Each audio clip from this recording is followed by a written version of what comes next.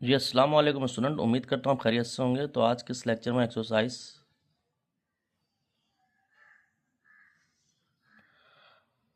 9.1 question number 9, 10 और 11 solve करेंगे। तो 9 में स्टूडेंट आपसे कह रहा है कि आपके पास जो है इक्वेशन मालूम करनी है पैराबोला की, वो लेटस रेक्टम एंड वर्टेक्स, जिसका लेटस रेक्टम और वर्टेक्स जो है डायमीटर है एंड सेंटर है रिस्पेक्टिवली सर्कल के, ठीक है। और सर्कल की इक्वेशन ये दी हुई है। तो स्टूडेंट हमें ये दी हुई इसको हम कंपेयर करेंगे किससे, जनरल इक्वेशन ऑफ सर्कल से। और हमें इक्वेशन मालूम करनी है पैराबोला की। तो सर्कल की इक्वेशन को लेकर चलेंगे और पैराबोला की इक्वेशन मालूम करेंगे। और कंडीशन ये होगी कि लेटस रेक्टम और वर्टेक्स जो है वो सेंटर और सर्कल के, और यानी कि लेटस रेक्टम जो है वो वर्टेक्स के, लेटस रेक्टम और वर्टेक्स डायमीटर और सेंटर के उस इक्वल है, ठीक है। इसको हम देख लेते हैं। तो डियर स्टूडेंट, जैसा कि आप देख रहे हैं कि अगर मैं सर्कल बनाऊं यहाँ पर, तो फर्स्ट करें हमारे पास एक सर्कल है, ठीक है। ये हमारे पास सेंटर है। तो सेंटर जो पास होता है वो डायमीटर कहलाता है, ठीक है। अब कह रहा है लेटस रेक्टम और वर्टेक्स, तो लेटस रेक्टम और वर्टेक्स, ठीक है। ये कह रहा है लेटस रेक्टम और वर्टेक्स आधा डायमीटर, नहीं, लेटस रेक्टम जो है वो डायमीटर के बराबर है अकॉर्डिंग टू गिवन कंडीशन। और वर्टेक्स जो है वो कहाँ है, सेंटर पे है, ठीक है। तो ये सेंटर है, तो वर्टेक्स इस तरह पास होता है पैराबोला का, ठीक है। उस वर्टेक्स के जो वो होते हैं एच कॉमा के, ठीक है। और ये सेंटर के बराबर है कि सेंटर वर्टेक्स बराबर है। तो ये हमें लाजमी नहीं, ये y is equal to 4x वाला पैराबोला हो, या इस तरह ही बन सकता है, ठीक है। ठीक है, ये इस तरह ही बनता है, सेंटर से पास होती है। तो हम इसको देख लेते हैं। According to given condition, length of latus rectum बराबर है डायमीटर ऑफ सर्कल। ये बस ये चीज़ याद रख लीजिएगा। और वर्टेक्स बराबर है सेंटर ऑफ सर्कल, ठीक है। जबकि हमें गिवन इक्वेशन क्या है सर्कल की, x square plus y square minus 4x minus 8y minus 5 is equal to 0। 1 का नाम दे दें इसको कंपेयर करें। अच्छा, कंपेयर करने के बाद पहले छोड़ा इसको जनरल इक्वेशन ऑफ सर्कल लिखें पहले। जनरल इक्वेशन ऑफ सर्कल वो होगा x square plus y square plus 2gx plus 2fy plus c is equal to 0। उसको 2 का नाम दे दें। अब कंपेयर करेंगे तो 2g बराबर हो जाएगा -4 के, तो g बराबर होगा -2 के, सही है, जो कि सेंटर के बराबर है। यानी कि सेंटर आएगा से 2f बराबर होगा -8 के, तो f बराबर हो गया -4, और c जो है वो -5 के बराबर है, ठीक है। यहाँ तक आपको पता है। अब आपको पता है भाई, इसमें आपके पास जो सेंटर होता है सर्कल का, तो वो किसके बराबर होता है, -g कोमा -f। तो माइनस ऐसे लिखा हुआ -2, जी की वैल्यू -2 आ गई। और माइनस ऐसे लिखा, फिर क्या है एफ किसके बराबर है, -4 के। तो सर्कल बराबर हो गया 2,4। लेकिन यही सर्कल का सेंटर आया, ठीक है। जबकि गिवन में कहते हैं सेंटर ऑफ सर्कल क्या है, वर्टेक्स है। तो यानी कि वर्टेक्स को अगर मैं एच कॉमा के से शो करूं, वो सेंटर के बराबर है, और सेंटर कितना है 2,4 के, ठीक है स्टूडेंट। ये एच कॉमा के आ गया, ठीक है। अब हमें ए मालूम करना है, लेंथ ऑफ लेटस रेक्टम का ए, वो कैसे आएगा। अब यहाँ पर एक कंडीशन बोल रहा है कि लेंथ ऑफ रेक्टम हम डायमीटर के बराबर है, डायमीटर निकाल लेते हैं इसका। सर्कल का पहले डायमीटर नहीं आता, रेडियस आता है। रेडियस आता है r is equal to under root g square plus f square minus c. तो इसको स्क्वायर करेंगे, r square is equal to g square plus f square minus c. तो आर स्क्वायर ऐसे लिखा, जी की वैल्यू जो है हमारे पास क्या है, -2 का स्क्वायर प्लस एफ की वैल्यू है -4 का स्क्वायर माइनस, और सी -5 है। इधर से देख के मैंने वैल्यूज लिखी हैं सारी, ठीक है। तो r square is equal to 4 plus 16 plus 5 25, तो आर की वैल्यू आ गई 5। ये रेडियस है। अब मुझे पता है कि अगर ये सर्कल है और ये इसका डायमीटर है, तो यहाँ सेंटर से लेके बाउंड्री तक का डिस्टेंस आर और आर, यानी कि हमारे पास देखा जाए तो डायमीटर किसके बराबर होता है, 2r के। तो d is equal to 2, r की वैल्यू 5, तो डायमीटर आ गया 10, ठीक है। ये 10 आया है और यही आपको कंडीशन दी गई लेंथ ऑफ रेक्टेंगल सेक्टम बराबर है डायमीटर के। ठीक है, कंडीशन भी गिवन है लेंथ ऑफ रेक्टेंगल बराबर है डायमीटर का, डायमीटर 10 आया है तो इसको इधर कर लेते हैं। ठीक है, तो यहाँ पर आपको पता है लेंथ ऑफ रेक्टस रेक्टम बराबर है डायमीटर ऑफ सर्कल,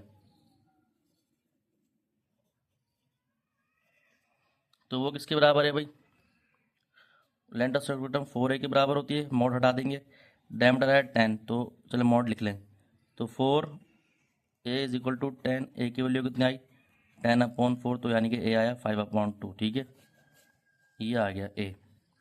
अब ए आ गया, अब हमें ये नहीं पता कि पैराबोला अलोंग एक्स एक्सिस बन रहा है अलोंग वाई एक्सिस बन रहा है। यहाँ पर ट्रांसलेटेड पैराबोला की बात हो रही है क्योंकि वर्टेक्स दिया हुआ है एच कॉमा के, तो मैं अगर अलोंग एक्स एक्सिस देखूं तो होगा वाई माइनस के का whole square is equal to 4x minus h. ठीक है, तो y माइनस के की वैल्यू हमारे पास यहाँ पर 2 आई है। ठीक है, h कॉमा क्या है 2,4, 4 का स्क्वायर इज इक्वल टू 4, ए भी यहाँ पर 5/2, x माइनस 2। ठीक है, तो 2 1 2 2 4, तो y माइनस 4 का whole square is equal to 10x minus 2। ठीक है, तो अगर आप देखें तो ये हमारे पास अलोंग एक्स एक्सिस की इक्वेशन आ गई है। ठीक है डियर स्टूडेंट, अब बात कर लेते हैं अलोंग वाई एक्सिस की।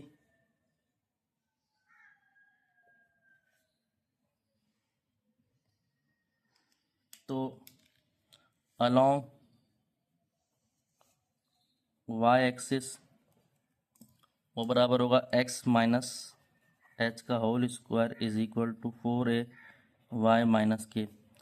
तो x माइनस एच कितना है 2 का होल स्क्वायर 4, ए की वैल्यू 5/2, वाई माइनस के मतलब y माइनस 4, तो ये होगा 2 1 0 2 2 4, तो x माइनस 2 का whole square is equal to 10 y minus k y minus 4।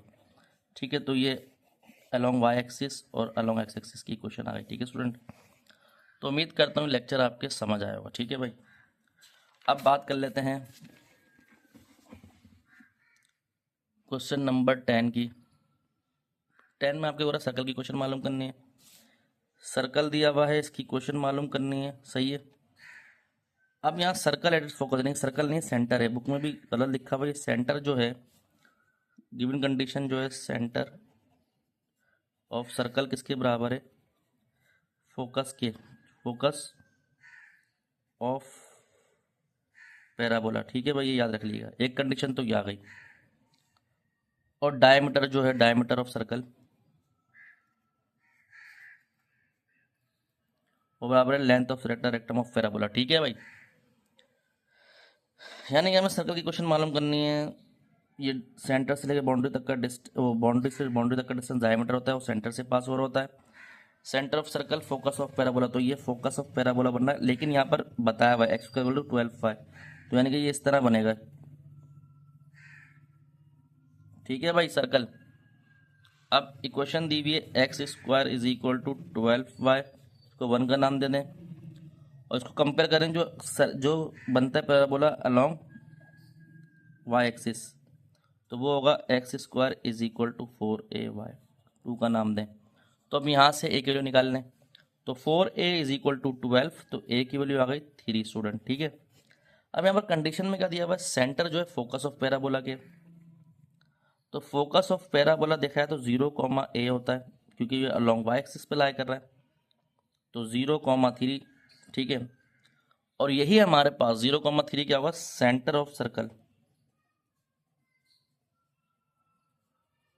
0, 3, यानी कि h कॉमा के भी कह सकते हैं इसको, यानी कि h कॉमा के 0, 3। ठीक है, समझ आ गई। उसके बाद ये हो गया, अब आपको निकालना रेडियस, तो आर स्क्वायर, तो आर स्क्वायर नहीं निकालें, पहले काम करते हैं length of rector rectum, length of latus rectum बराबर होती है 4a के, तो 4 आपने ऐसे लिखा, ए की वैल्यू आ गई 3, तो ये आ गया 12, यानी कि लेंथ ऑफ लेटेक्स रेक्टम बराबर थी डायमीटर ऑफ सर्कल के। ये सुनिएगा गौर से, ये सर्कल है,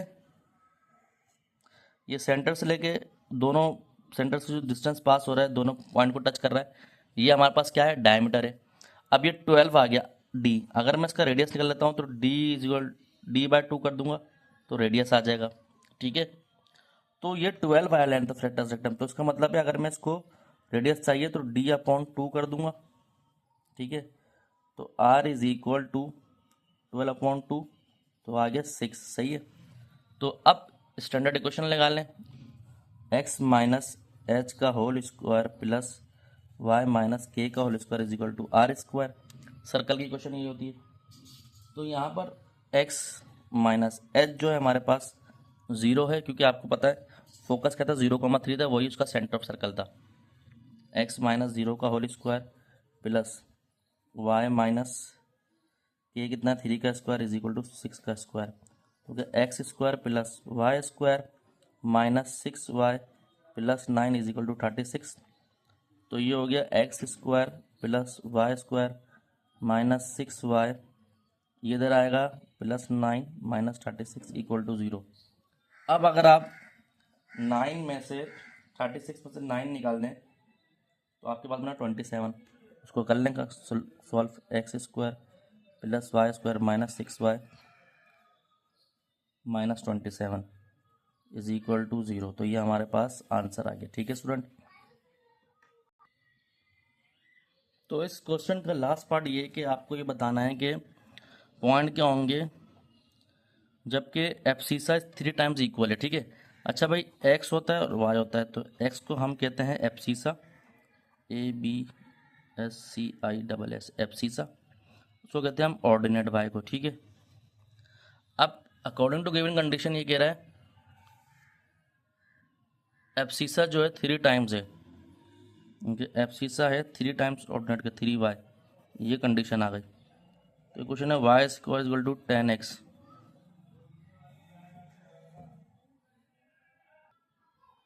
अब जहाँ पर x लिखा हुआ 3y, तो y square is equal to 10x की अगर 3y, तो y square is equal to 30y। ठीक है, तो उसको ये लिख लें y minus 30y is equal to 0। यहाँ से y कॉमन आ गया, तो यहाँ से बचा y minus 30 is equal to 0। तो y कितने को लिया गया, y इज इक्वल टू 0 और y माइनस 30 इक्वल टू 0, तो y की आ गई 30। ठीक है, ये हो गया। ठीक है, अब इसको इसमें पुट कर लें, किसमें, x is equal to 3y, तो पुट करें पहले y इज इक्वल टू 0। ठीक है, तो x इज इक्वल टू 3 0, तो x की वैल्यू आ गई 0। ठीक है, x is equal to 3y है, यहाँ पुट करें आप y इज इक्वल टू 30, तो x इज इक्वल टू 3 और इंटू 30, तो यहाँ पर x कितना आ गया 90। यानी कि x कॉमा वाई, जब x 0 है तो y भी 0 आ रहा है, यानी कि जब x कॉमा वाई, जब आपने x 90 पुट करा तो y आ गया कितना 30। तो उम्मीद करता हूँ लेक्चर समझ आएगा। तो अगर आपको हमारा अच्छा लगा लाइक सब्सक्राइब करें, दोस्तों में शेयर करें, मज़ीद आपको मिलती रहेंगी। अपना ध्यान रखें। अस्सलाम वालेकुम।